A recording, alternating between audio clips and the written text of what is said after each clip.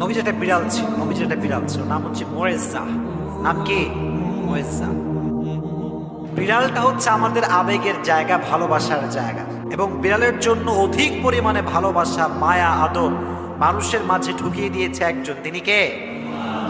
বিড়াল পোষা এটা জায়েজ, তবে কিছু বিষয় খেয়াল রাখতে হবে। যারা বিড়াল পোষে বাসায়, বিড়ালের জন্য কোনো অবহেলা না হয়, কোনো অযত্ন না হয়। বিড়াল যখন খাওয়ার প্রয়োজন খাবার দিতে হবে, তার যত্নের প্রয়োজন যত্ন করতে হবে। ঘুমানোর জায়গা দরকার, তাই ঘুমানোর জায়গা দেওয়ার দরকারটা আছে না নাই?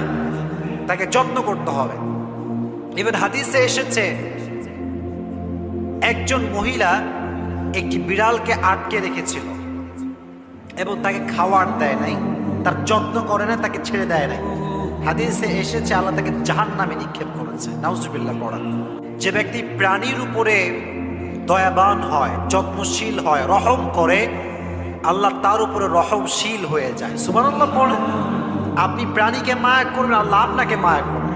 একজন সাহাবী নবীজির কাছে সবসময় আসতো, তবে সেই সাহাবীর কোলে একটা বিড়াল থাকতো। কি থাকতো? বলো কি থাকতো? ক্যাট, বিড়াল। তো সবসময় বিড়াল নিয়ে আসতো এই সাহাবী। তো একদিন নবীজি তাকে ডাকলেন, বিড়ালের বাপ। কিসের বাপ? বিড়ালের বাপ। তার এই ডাকটা এত পছন্দ হয়েছে যে তার যে নাম ছিল আগের নাম, ওই নামকে সে পরিবর্তন করে দিয়েছে।